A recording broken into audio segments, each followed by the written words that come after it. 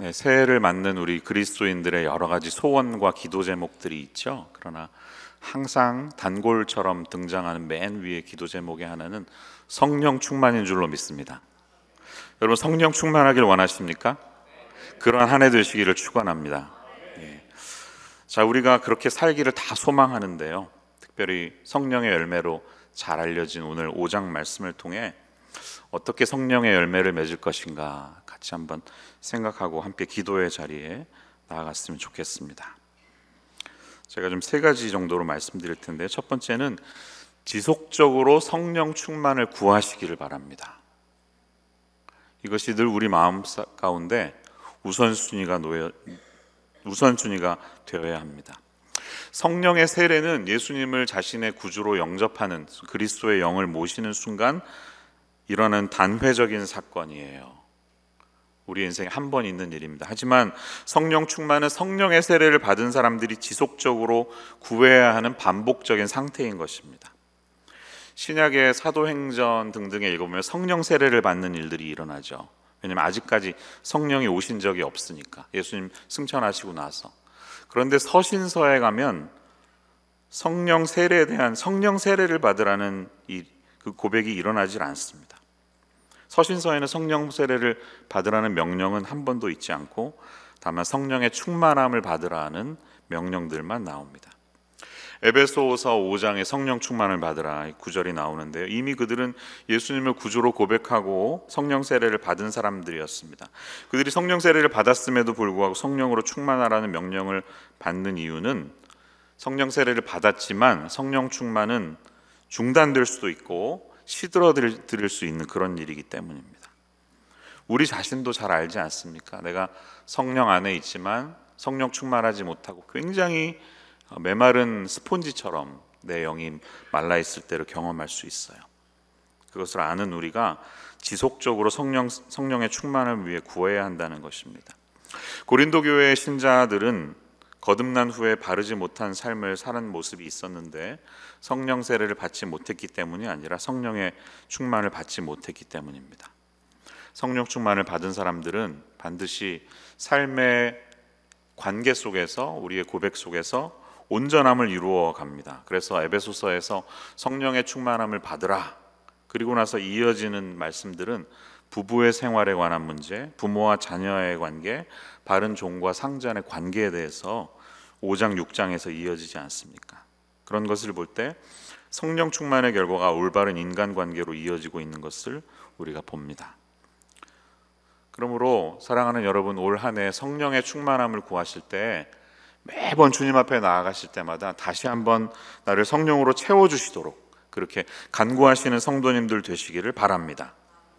예수님이 요한복음 7장에 보면 목마른 여행자들을 생각하시면서 영원토록 목마르지 않는 샘물을 주시겠다고 약속하셨어요. 우리의 마음이 지칠 때마다, 걸어가고 달려갈 때마다 지난주의 말씀처럼 하나님이 우리를 밀고 계시는 것, 성령 하나님이 밀고 계실 때 많이 위로가 되죠. 그런데 무엇보다 이 목마름을 채워주시는 분은 예수 그리스도 한 분이심을 구하면서 그분의 영으로 온전히 채워주시는 인생 되시기를 축원합니다. 이 길게 긴 광야 같은 여행을 떠날 때 자주 물을 마셔야 하지 않습니까? 디하이드레이트 되지 않습니까? 우리 성령의 사람들도 마찬가지예요.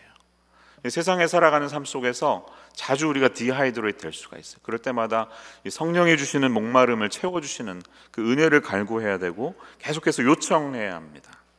한 번 성령 충만하다고 지속되지 않습니다.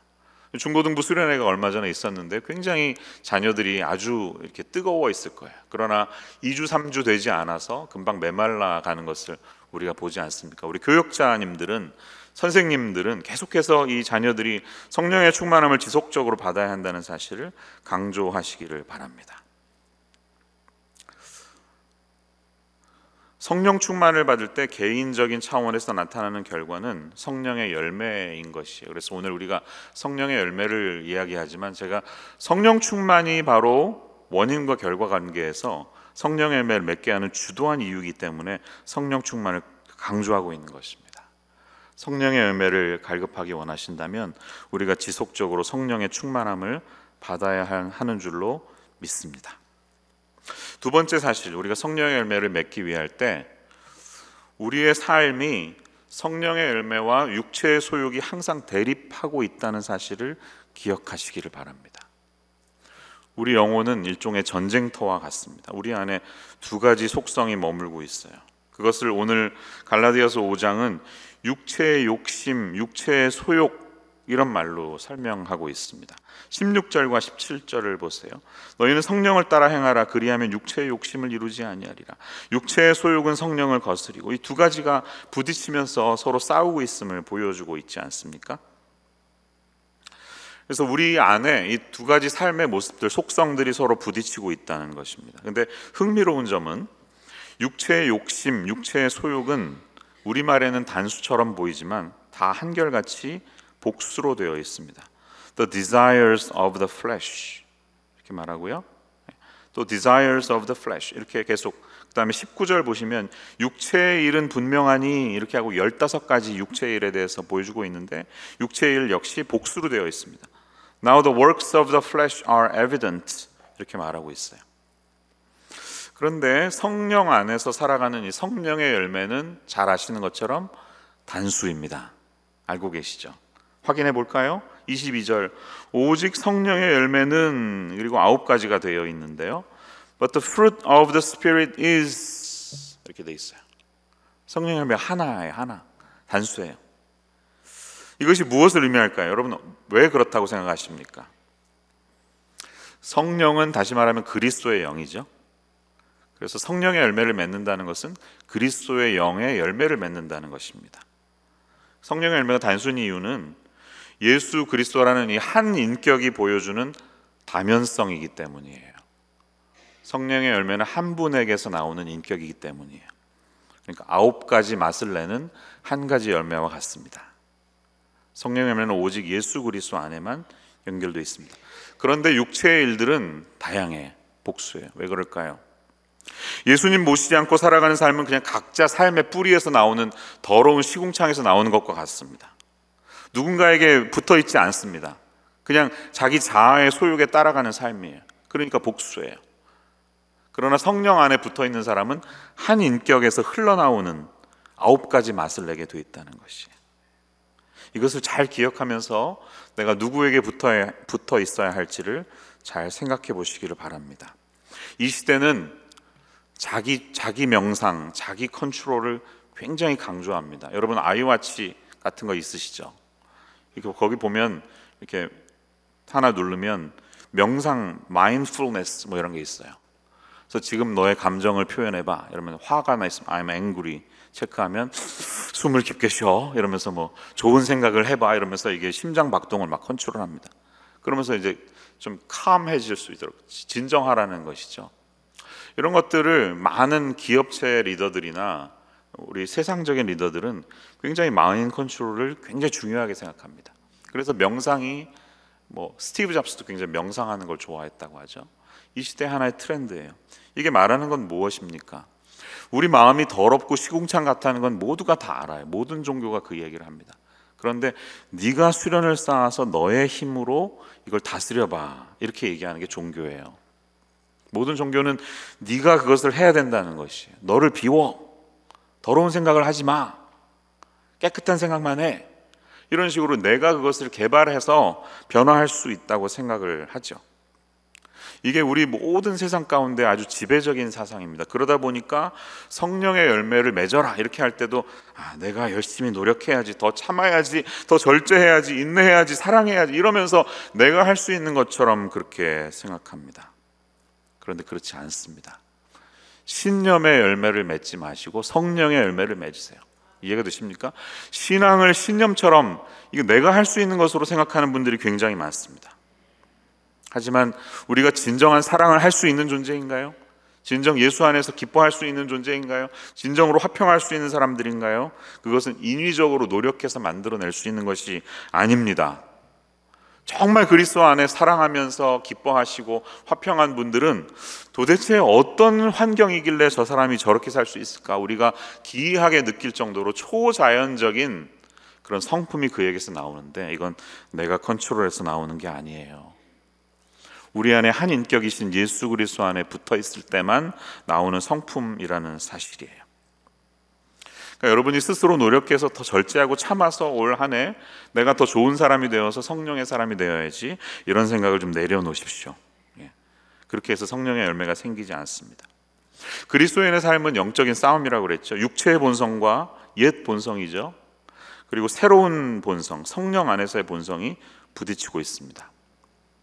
옛 본성은 성령이 우리 안에 들어오실 때 격파됐습니다. 굉장히 데미지를 얻었습니다. 하지만 아직 죽지는 않았음을 기억하세요. 요새를 구축해서 성령이 주시는 이 새로운 본성에 대항하기 위해서 이 폐잔병들이 우리 몸에서 막 대항하고 있습니다. 아직 죽지 않았습니다. 그래서 그 마지막 본성이 아마 우리가 죽을 때까지 꺾이지는 않을 거예요. 우리가 인간이기 때문에. 그러나 승리하시는 예수님의 힘이 그것을 이길 수 있도록 해야 하는 것입니다. 이제 막 그리스도인이 된 어떤 대학생 하나가 자기 안에서 벌어지고 있는 이 두 가지 본성의 싸움 때문에 너무 고민이 되었습니다. 자기가 그걸 너무 느낀 거예요.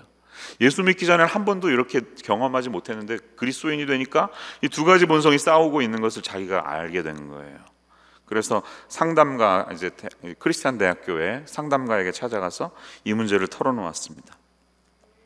그리고 이렇게 설명했습니다. 내 삶 속에는 잡종개와 혈통이 우수한 개가 한 마리씩 있는 것 같습니다. 이들이 하루 종일 싸우고 있습니다. 이렇게 말했어요. 그 상담가가 물어봤죠.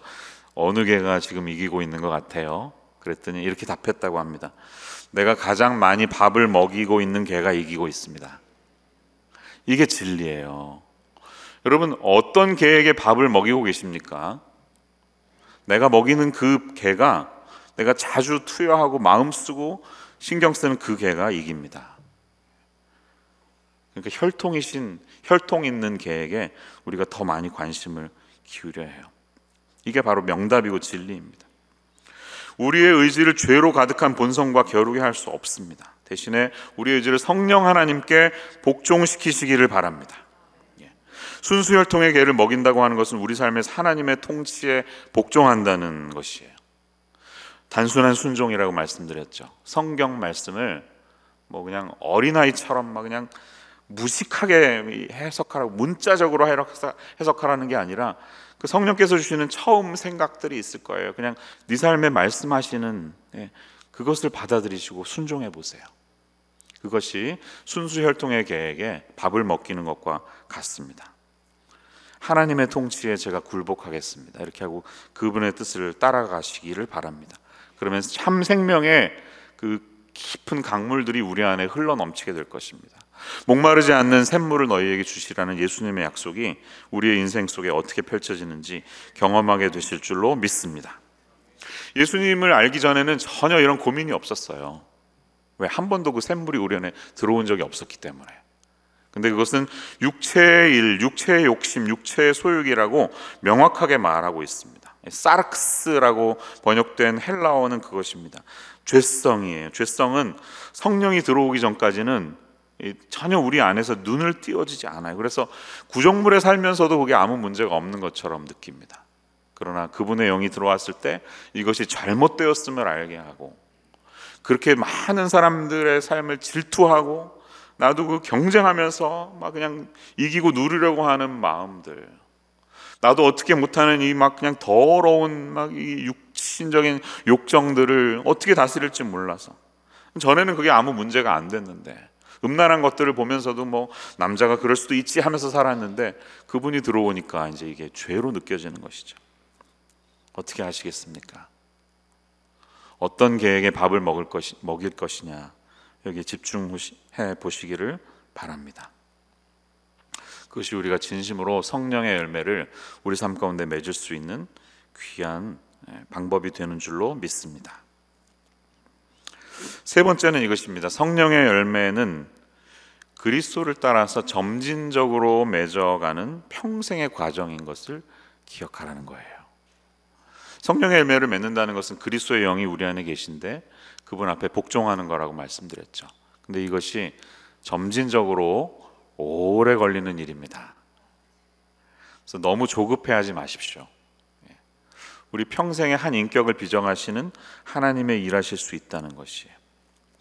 이 9가지는 9가지가 아니라 한 인격에서 흘러나오는 다면성이기 때문에 제가 단수로 쓰였다고 이렇게 말씀드렸습니다. 그럼 이 9가지의 그리스도 안에 나오는 성품이 우리 안에 새겨져야 될 텐데요. 어떻게 좀 이것을 붙들고 묵상하면 좋을까요? 이 9가지에 대한 여러 해석이 있지만 제 마음에 가장 흡족하게 다가왔던 해석은 존 스타트 목사님이 쓰신 책 중에 성령 세례와 충만이라는 책이 있습니다. Baptism and Fullness라는 책인데요. 거기에서 설명한 것이 제일 마음에 와닿더라고요. 이분은 셋 해서 3가지 특성으로 요약을 하셨습니다. 처음 사랑이라고 화평은 우리가 하나님과 맺는 관계라는 것이에요. 그리고 두 번째 영역에 속하는 4, 5, 6번 오래 참음과 자비와 양선은 우리가 다른 사람들과 맺는 관계에 대한 이야기라는 겁니다. 그리고 마지막 충성과 온유와 절제는 우리가 자기 자신과 맺는 관계라는 것이에요. 그렇게 생각하면 너무 심플하지 않습니까? 한번 생각해 보세요. 그래서 하나님이 주시는 그분 안에만 upward relationship이 있다는 것이에요. 두 번째는 outward relationship, 마지막은 inward relationship, 내 안에서 맺게 하시는 이 3가지 방향성을 떠올리면서 그리스도를 의지하면 우리 안에 펼쳐가게 될 하나님의 성품이라는 것입니다. 이 9가지에 대해서 잠시 한번 생각해 볼게요. 사랑, 이것도 우리의 인간의 사랑이 아니라 하나님의 사랑인데요. 아가페입니다. 헬라어의 아가페, 우리가 잘 아는 아가페예요. 이것의 가짜 버전은 반대편에는 이기적인 애정이 있습니다. 남에게 끌려서 내가 잘 해주고 사랑을 베푸는 이유가 나의 기분을 좋게 해주려는 의도가 있습니다. 이거는 가짜예요. 하나님의 성품은 그렇지 않습니다.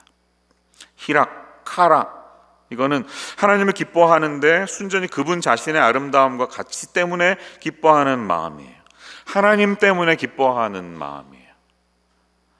반대는 절망이나 체념이 있습니다. 이것에 대한 위조품은 이 복을 주시는 그분 때문, 하나님 때문이 아니라 받은 복으로 인해서 고양된 기분입니다. 그분 때문에 즐거워하는 것이 아니라 그분으로부터 받은 것 때문에 기뻐하니까 상황에 따라서 일희일비하게 됩니다. 진정한 희락은 그렇지 않다는 거예요. 화평, 에이레네, 이것은 나를 의지하지 않고 하나님의 지혜와 그분의 주관하심에 의지해서 당당해지는 것입니다. 이런 진짜 평안이 있을 때 우리 안에 불안과 염려들이 다 썰물처럼 떠내려갑니다. 이것은 가짜 버전이 있는데 이것은 아예 신경 쓰지 않는 무관심과 냉담함이에요. 냉담해지기 때문에 나는 평안해 하는 사람들이 있어요. 근데 그게 가짜라는 것입니다.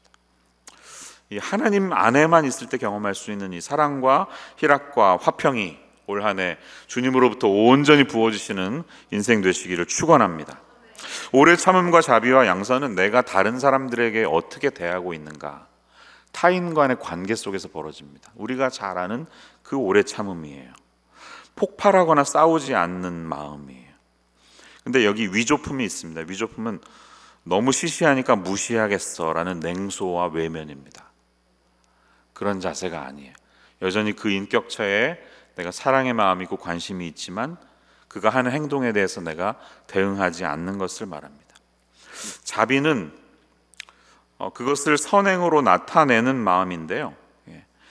내면에 우리의 그 평강이 있을 때 그것이 그냥 마음 오래 참는 것으로 그치지 않고 다시 반사되어서 나아가는 것을 말합니다.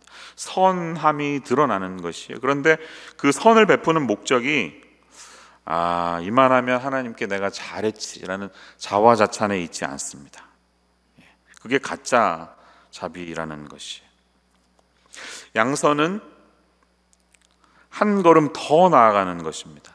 그에 대해서 내가 참고 선한 마음을 베풀어야지 해서 그치지 않고 이것을 그냥 그의 기분을 달래거나 잘 보이려고 그냥 상처를 털어내는 데서 더 한 걸음 나아가서 내 마음을 의도적으로 표현하는 것입니다.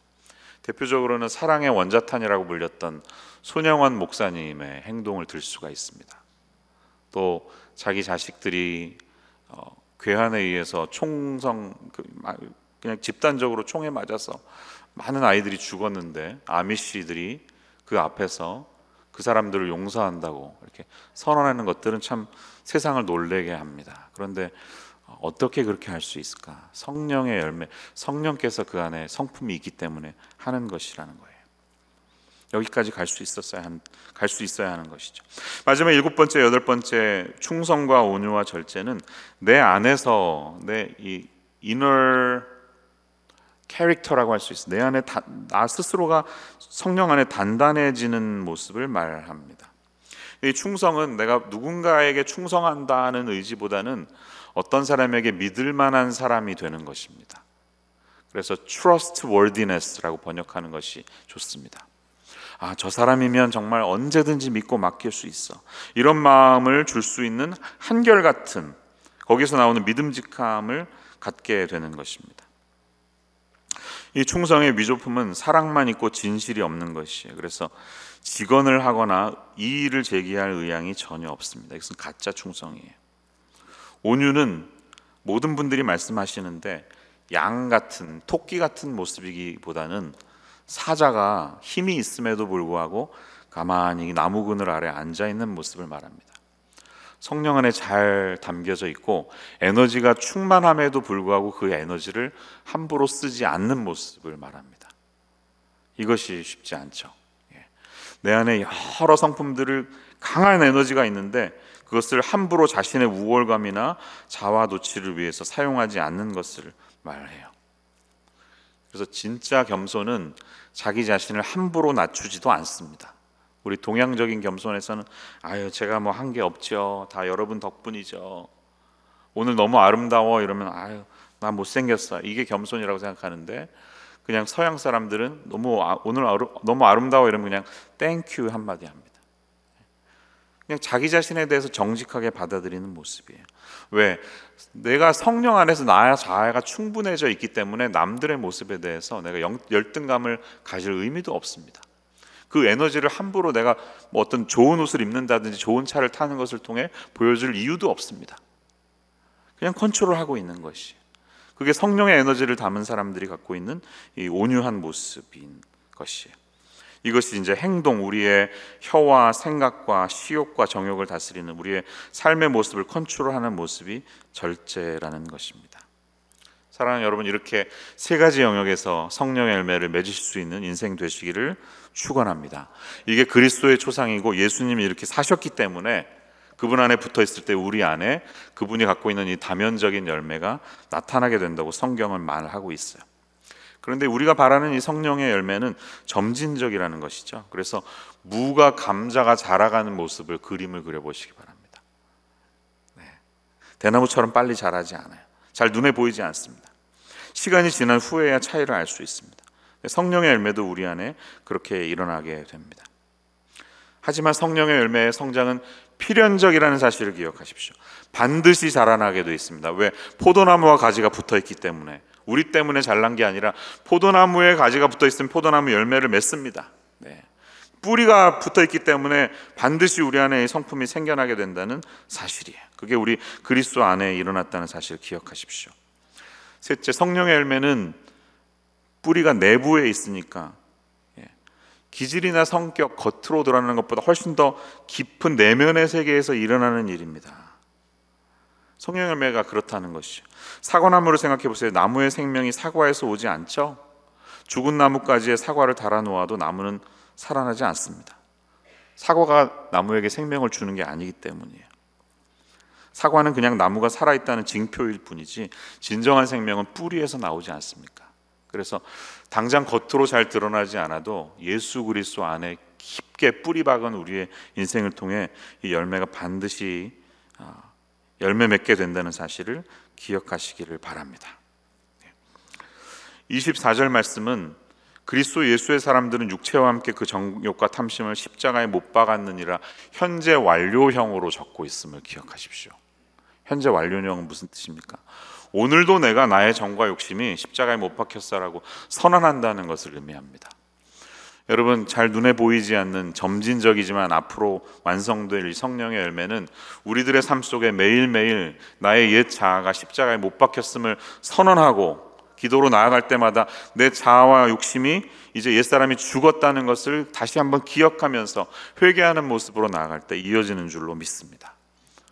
매일 아침 눈을 뜨시면서 이 고백을 통해 성령의 충만함을 사모하며 그에 대한 결과로 이루어지는 성령의 열매 맺으시는 믿음의 사람들 되시기를 주님의 이름으로 간절히 축원합니다. 기도하겠습니다. 하나님, 오늘 새해를 출발하면서 저희 마음속의 소원인 성령의 충만함을 주님 앞에 갈구하며 한 해를 달려가는 우리 임마누엘 성도님들 되게 하여 주시옵소서. 내가 예수 그리스도와 하나 되었고 포도나무와 가지의 관계처럼 주님 앞에 붙어 있기 때문에 지금은 잘 눈에 보이지 않지만 언젠가 반드시, 그러나 점진적으로 우리의 인생을 통해 성령의 많은 열매를 맺게 되는 인생이 될 줄로 믿습니다. 조급해하지 않고 오늘도 내 안에 옛 자아가 죽었음을 기억하며 어느 개에게 음식을 먹일 것인가를 떠올리면서 옛사람이 우리 안에서 다 떠나가고 새로운 사람, 성령 안에서 대한 새로운 사람의 능력과 주님의 성품이 우리 안에 온전히 채워지는 그러한 인생 되게 하여 주시옵소서. 예수님의 이름으로 기도합니다.